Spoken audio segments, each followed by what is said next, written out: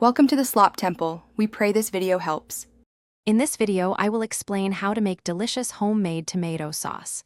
We'll start by selecting the perfect tomatoes, like Juicy Roma or San Marzano varieties, which are ideal for their rich flavor and low seed count. You'll also need a few simple ingredients: good quality olive oil, fresh garlic, a sweet onion, and fragrant basil. Preparing your tomatoes is easy. Just give them a good wash and remove the stems before we move on to the next step. Now let's get cooking.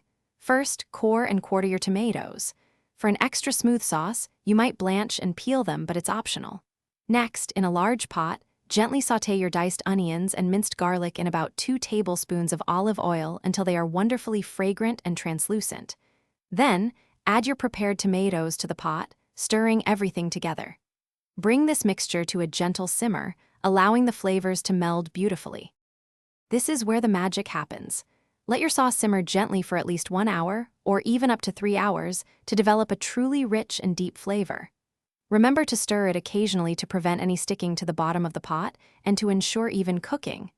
As it simmers, the sauce will thicken naturally. Finally, season generously with salt, freshly ground black pepper, and a handful of fresh basil leaves for that authentic, vibrant taste. Once your sauce has simmered to perfection, you have a couple of options. For a super smooth texture, you can use an immersion blender directly in the pot or pass it through a food mill. Always taste and adjust the seasonings one last time to ensure it's just right. Your homemade tomato sauce is now ready to enjoy.